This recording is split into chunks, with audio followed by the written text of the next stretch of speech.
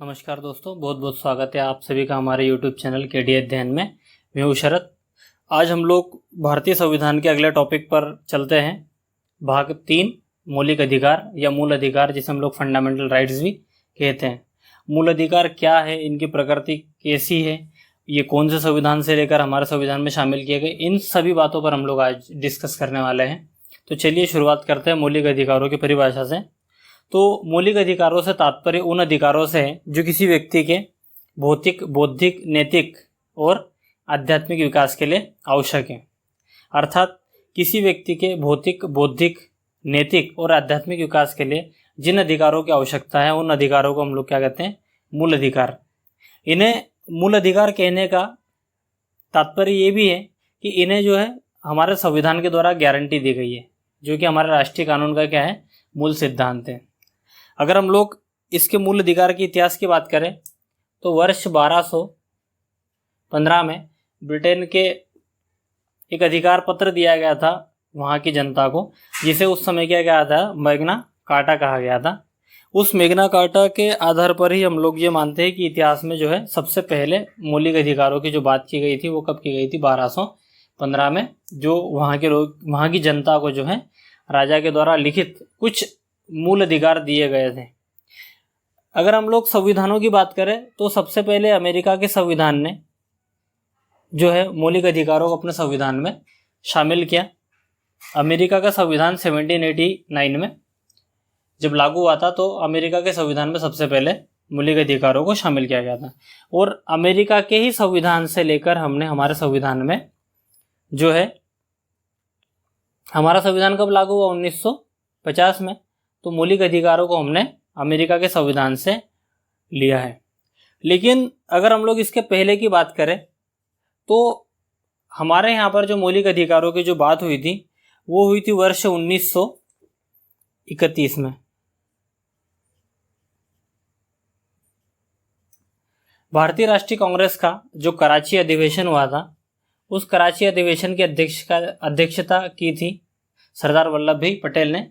और इस अधिवेशन में जो कांग्रेस का घोषणा पत्र था, उस घोषणा पत्र में जो मौलिक अधिकारों की मांग की गई थी, कब, 1931 में कराची अधिवेशन में।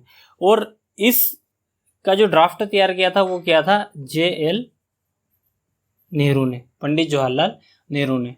तो 1931 में मांग की गई किसके द्वारा, भारतीय राष्ट्रीय कांग्रेस के द्वारा। कब, कराची अधिवेशन में, जिसकी अध्यक्षता कौन कर रहे थे, सरदार वल्लभ भाई पटेल। और सरदार वल्लभ भाई पटेल की बहुत बड़ी भूमिका रही है हमारे संविधान में मौलिक अधिकारों को सम्मिलित कराने के लिए। तो हमारे भारतीय संविधान में जो मौलिक अधिकार है वो हमने कहाँ से लिए, अमेरिका के संविधान से। और अमेरिका के संविधान से लेकर हमारे संविधान के भाग 3 में जो है इन्हें रखा गया है, मौलिक अधिकारों को। इसीलिए हमारे संविधान के भाग 3 को मैग्ना कार्टा भी कहा जाता है। यह आप लोगों को याद रखना है। अक्सर ये क्वेश्चन पूछा जाता है कि भारत के संविधान के किस भागों को मैग्ना कार्टा कहा जाता है। मैग्ना कार्टा का हिंदी मीनिंग अगर हम लोग देखें तो होता है अधिकार पत्र या महाधिकार पत्र। तो हमारे संविधान के भाग 3 को जो है क्या कहा जाता है, मैग्ना कार्टा कहा जाता है।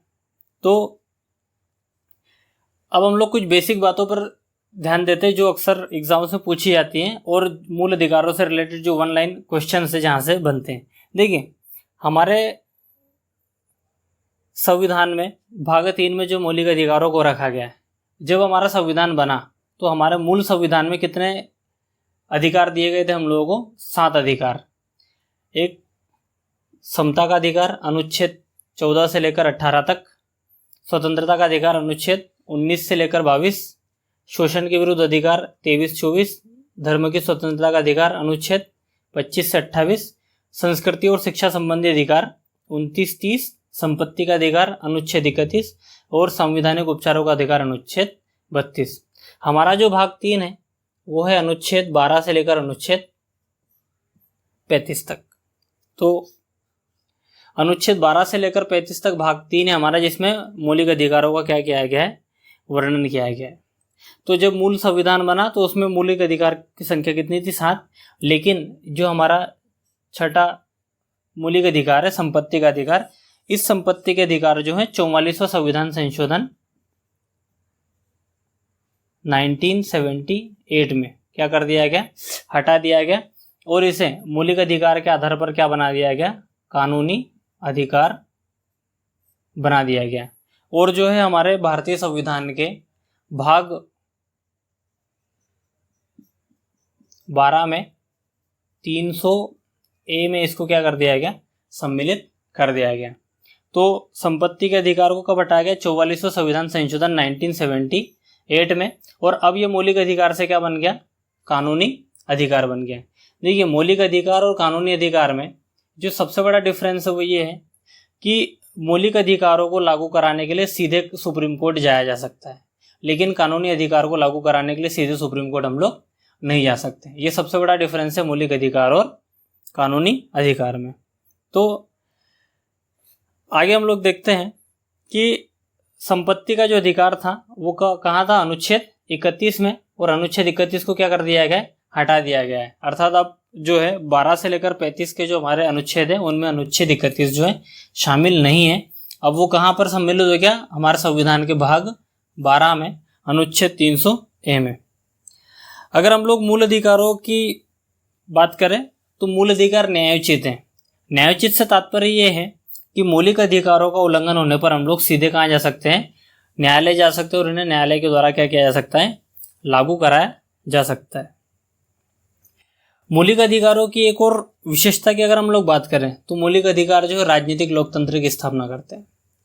राजनीतिक लोकतंत्र की स्थापना से तात्पर्य ये है कि जब भी हमारे यहाँ पर तानाशाही बढ़ेगी तो उस तानाशाही को कम करने का काम, अर्थात सरकार के द्वारा थोपे गए किसी कानून को हम बचाने का जो काम करेगा वो कौन करेगा, मौलिक अधिकार करेंगे। अर्थात मौलिक अधिकार जब तक है तब तक हमारे यहाँ पर तानाशाही कभी भी नहीं आ पाएगी। इसीलिए मौलिक अधिकार क्या करते हैं, देश के व्यवस्था को बनाने का काम करते हैं और क्या करते हैं, राजनीतिक लोकतंत्र की स्थापना करते हैं।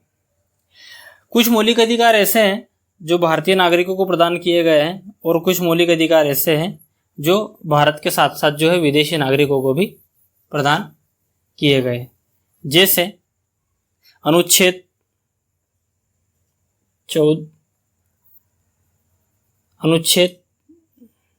15, 16, 19, 29, 30। तो ये जो अनुच्छेद हैं ये अनुच्छेद जो है हमारे भारतीय नागरिकों को प्रदान किए गए।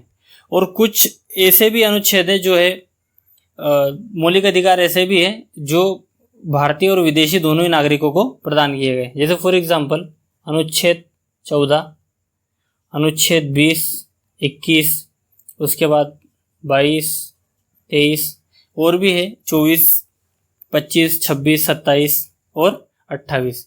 ये जो मौलिक अधिकार है ये भारतीयों के साथ साथ जो है विदेशियों को भी प्रदान किए गए। अब प्रश्न उठता है, क्या मौलिक अधिकारों को कम किया जा सकता है या निरस्त किया जा सकता है? तो हाँ, ऐसा हो सकता है यदि देश में क्या हो, आपातकाल लगा हो। तो मौलिक अधिकारों को जो है आपातकाल के दौरान निलंबित किया जा सकता है और उनके निलंबन की जो शक्ति है वो किसके पास है, भारत के राष्ट्रपति के पास। अर्थात यदि भारत में आपातकाल लगा हो तो आपातकाल के दौरान जो है भारत के राष्ट्रपति मौलिक अधिकारों का क्या कर सकते हैं, निलंबित कर सकते हैं।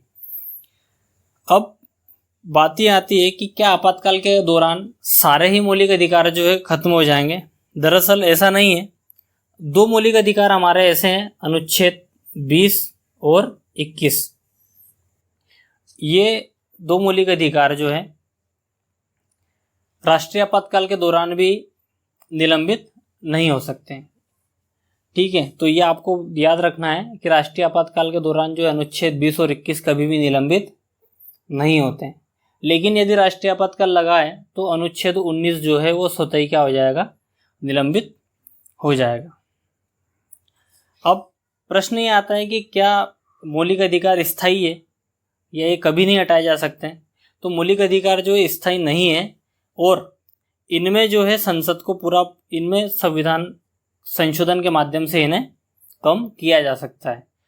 हमें पूरी तरीके से मौलिक अधिकारों को खत्म नहीं कर सकते हैं। संसद के पास जो अधिकार है वो केवल इनमें क्या करने का, संशोधन करने का है समय समय पर। ठीक है, इनमें कटौती नहीं की जा सकती और कमी भी नहीं की जा सकती, इन्हें केवल क्या किया जा सकता है, संशोधित किया जा सकता है। तो मौलिक अधिकारों को जो संशोधित करने की शक्ति है वो किसके पास है, संसद के पास है। अब बात आती है कि निलंबित करने की शक्ति किसके पास है, राष्ट्रपति के पास। उसके बाद संशोधन करने की शक्ति किसके पास है, संसद के पास। तो इसका संरक्षक कौन है जो मूल अधिकारों को क्या करेगा, संरक्षित करेगा। तो मौलिक अधिकारों को संरक्षित करने का जो काम है वो किया जाता है सुप्रीम कोर्ट के द्वारा। तो मौलिक अधिकारों का जो संरक्षक है वो किसे कहा जाता है, सुप्रीम कोर्ट को, भारत के उच्चतम न्यायालय को क्या कहा जाता है, संविधान के संरक्षक। अर्थात हमारा जो संविधान के संरक्षक है वो कौन हो गया, भारत का उच्चतम न्यायालय। अब बात करते हैं मौलिक अधिकारों की प्रकृति। तो मौलिक अधिकार जो है वो राज्य के विरुद्ध है, राज्य के विरुद्ध, राज्य यानी कि सरकार। तो सरकार के विरुद्ध हम लोग इनको कैसे मान सकते हैं। तो दरअसल मौलिक अधिकार जो है वो व्यक्ति को स्वतंत्रता देते हैं। अगर राज्य ऐसा कोई कानून लागू करता है जिससे किसी व्यक्ति के मौलिक अधिकारों को क्या हो रहा हो, हनन हो रहा हो, तो व्यक्ति सीधे कहाँ जा सकता है, न्यायालय जा सकता है। इसीलिए मौलिक अधिकार जो है वो राज्य के विरुद्ध है। तो ये थी कुछ खास बातें जो अक्सर एग्जाम्स में पूछी जाती है। चलिए आगे बढ़ते हैं हम लोग। तो हमारा जो मौलिक अधिकार है वो अनुच्छेद 12 से लेकर कहाँ तक है, 35 तक है। तो अब हम लोग देखते हैं अनुच्छेद 12। तो अनुच्छेद 12 में जो है राज्य की परिभाषा बताई गई है, अर्थात राज्य किन किन से मिलकर बनेगा। देखिए अनुच्छेद 12 के साथ ही अनुच्छेद 36 में भी राज्य की परिभाषा दी गई है। तो आप ये दोनों ही चीज़ें एक साथ याद कर ले तो ज़्यादा बेटर रहेगा। जब हम लोग इसके बाद राज्य के नीति निर्देशक तत्व पढ़ेंगे तो वहाँ पर अनुच्छेद 36 में भी हमको सेम परिभाषा पढ़ने को मिलेगी। तो आप दोनों चीज़ याद रखना कि राज्य की परिभाषा हमारे संविधान में कहाँ दी है, अनुच्छेद 12 में, और साथ ही साथ अनुच्छेद 36 में भी राज्य की परिभाषा दी हुई है। तो राज्य की परिभाषा में देखिए संघीय सरकार, संसद यानी कि देश की जो संघीय सरकार है वो, और संसद, राज्य सरकार और राज्य विधानमंडल। उसके बाद स्थानीय निकाय यानी कि नगर पालिकाएँ, पंचायत, जिला बोर्ड, और संवैधानिक प्राधिकरण जैसे LIC, ONGC आदि राज्य की परिभाषा में क्या है, शामिल है। यानी कि हमारे देश की संघीय सरकार, संसद, राज्य सरकार, राज्य विधानमंडल, नगर पालिकाएँ, पंचायत, जिला बोर्ड और संवैधानिक या गैर संवैधानिक प्राधिकरण जैसे LIC, ONGC, ये सारे क्या है, राज्य की परिभाषा में शामिल है। देखिए राज्य की परिभाषा हमको इसलिए पढ़ना भी जरूरी है क्योंकि हमें ये पता होना चाहिए कि आखिर मौलिक अधिकारों का उल्लंघन अगर इनमें से किसी के द्वारा किया जाएगा तो हम जो सीधे इनके खिलाफ कहाँ जा सकते हैं, न्यायालय में जा सकते हैं। तो अनुच्छेद 12 में क्या दिया हुआ है, राज्य की परिभाषा। इसके बाद आता है अनुच्छेद 13। तो अनुच्छेद 13 ये कहता है कि मूल अधिकारों का अल्पीकरण करने वाली विधियां क्या होगी, शून्य होगी। इसका तात्पर्य ये है कि संसद ऐसा कोई भी कानून नहीं बनाएगा, ऐसी कोई भी विधि नहीं बनाएगा जिससे मौलिक अधिकारों पे क्या है, कमी आए या मौलिक अधिकारों का क्या हो, हनन हो। अर्थात संसद के द्वारा अगर ऐसी कोई भी विधि बनाई जाती है जिससे मौलिक अधिकारों का क्या होता है, हनन होता है, तो उसको जो है सुप्रीम कोर्ट के द्वारा क्या कर दिया जाएगा, खारिज कर दिया जाएगा, निरस्त कर दिया जाएगा। ठीक है। इसके बाद आते हैं हम लोग अनुच्छेद 14 पे। तो अनुच्छेद 14, 15, 16 और 17 और 18। तो अनुच्छेद 14 से लेकर 18 तक के जो ये अनुच्छेद है इन्हें क्या कहते हैं हम लोग, समानता का अधिकार या समता का अधिकार। तो सबसे पहले आते हैं हम लोग अनुच्छेद 14। अनुच्छेद 14 ये कहता है कि विधि के समक्ष समता। तो विधि के समक्ष समता से तात्पर्य ये है कि राज्य में जो भी विधि या कानून बनेगा वो सभी पर एक समान लागू होगा। अर्थात अनुच्छेद 14 ये कहता है कि विधि के समक्ष समता है और अमीर गरीब इन सब के बीच में किसी प्रकार का कोई अंतर नहीं है। जो भी कानून बनेगा वो सभी के लिए क्या होगा, समान होगा, चाहे वो व्यक्ति अमीर हो, गरीब हो, चाहे वो किसी जाति धर्म का क्यों ना। लेकिन यहाँ पर जो है अपवाद हमें देखने को मिलते हैं, जैसे राष्ट्रपति और राज्यपाल के पद। अगर कोई व्यक्ति राष्ट्रपति के पद पर आसीन है तो राष्ट्रपति पद के दौरान अगर वो उसके द्वारा कोई आदेश या कृत्य किया जाता है तो उसके खिलाफ हम लोग कोर्ट में नहीं जा सकते, या फिर उस पद पर रहते हुए उनके द्वारा अगर कोई क्राइम किया जाता है तो भी हम लोग उनके खिलाफ जो न्यायालय में नहीं जा सकते। यदि जाना भी हो तो उन्हें क्या कराना पड़ेगा, अवगत कराना पड़ेगा। तो विधि के समक्ष समता का तात्पर्य है कि प्रत्येक व्यक्ति, प्रत्येक नागरिक जो है वो कानून के सामने क्या है, समान है, लेकिन इसके कुछ अपवाद भी मौजूद है।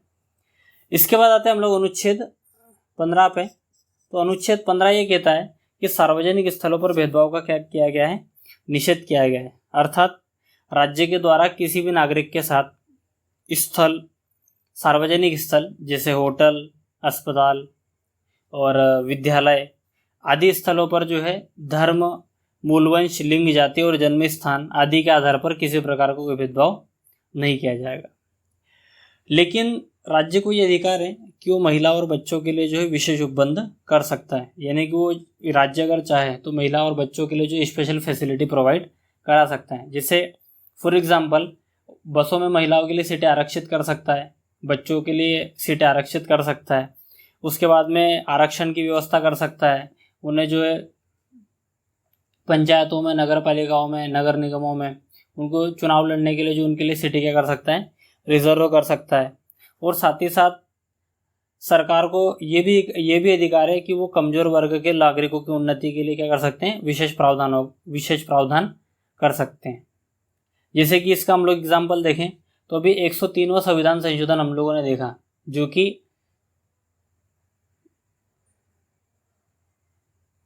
किसके लिए था, जो जनरल कैटेगरी के जो कमज़ोर वर्ग के लोग थे, अर्थात जो फाइनेंशियली सक्षम नहीं है, तो उन लोगों के अनुच्छेद 15 में जो संविधान संशोधन करके क्या जोड़ा गया, अनुच्छेद एक क्लॉज जोड़ा गया 15(6).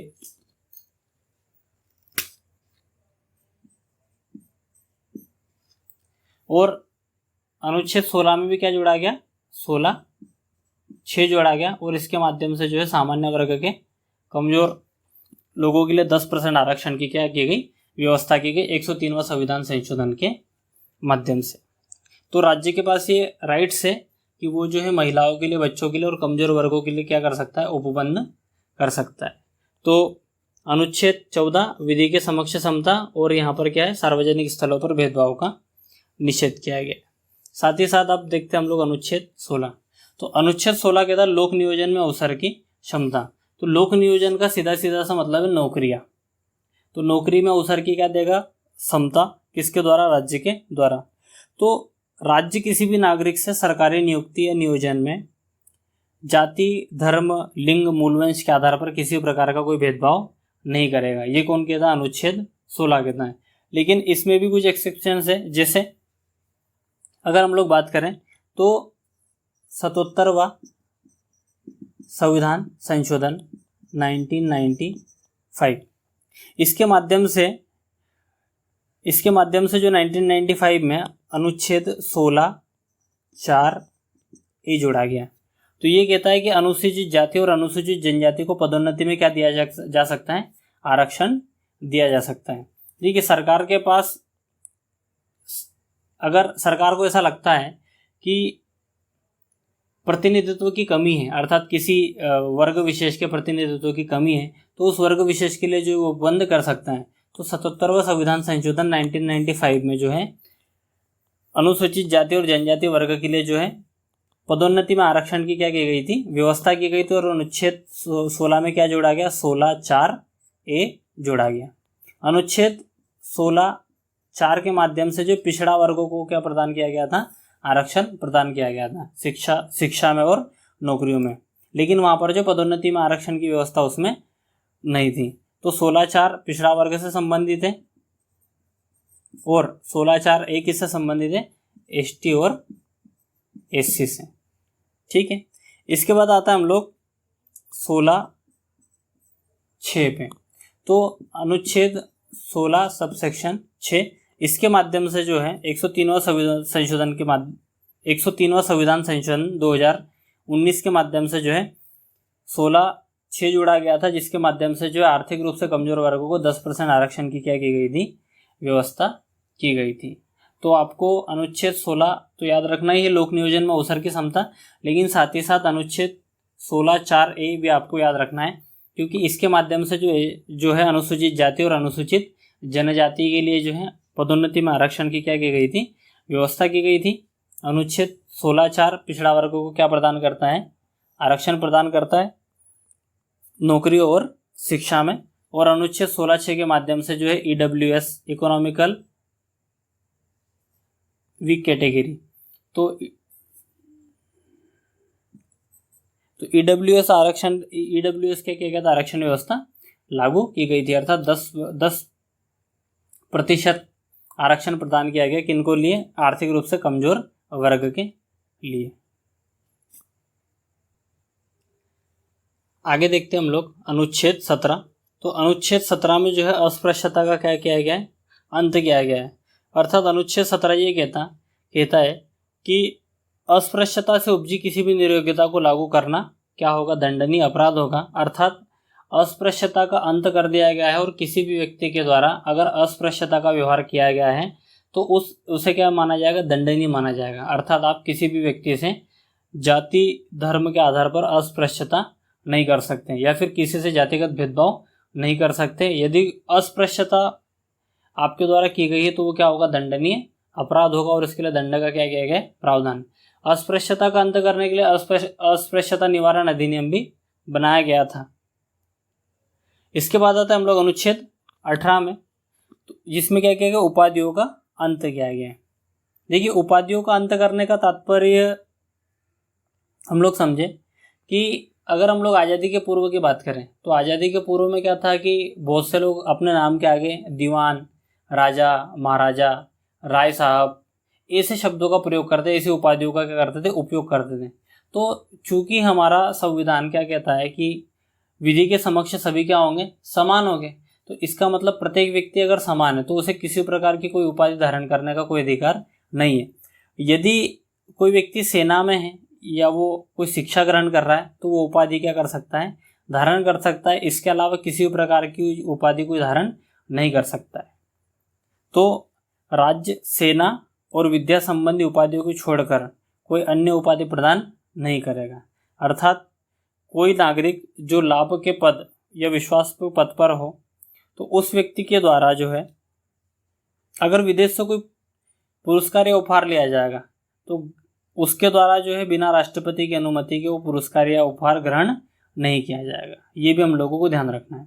तो अस्पृश्यता का अंत और उपाधियों का अंत, ये दोनों ही बहुत इंपॉर्टेंट है। आर्टिकल 15 पे तो पिछले साल एक मूवी भी आई थी, आर्टिकल 15, तो काफ़ी चर्चित रहे हमेशा। अनुच्छेद 15, अनुच्छेद 17 और अनुच्छेद 18। तो अधिकतर जो एग्जाम्स में क्वेश्चन पूछे जाते हैं वो अनुच्छेद 17 और 18 से पूछे जाते हैं कि अस्पृश्यता का अंत किस अनुच्छेद में किया गया, तो अनुच्छेद 17। उपाधियों का अंत किस अनुच्छेद के अंतर्गत किया गया, तो अनुच्छेद 18। तो अनुच्छेद 14 से लेकर अनुच्छेद 18 तक के जो मौलिक अधिकार है वो क्या कहलाते हैं, समानता का अधिकार या समता का अधिकार। तो अनुच्छेद 14 में हम लोगों ने देखा कि विधि के समक्ष क्या है, सभी लोग समान है, यानी कि विधि के समक्ष क्या है, समता है।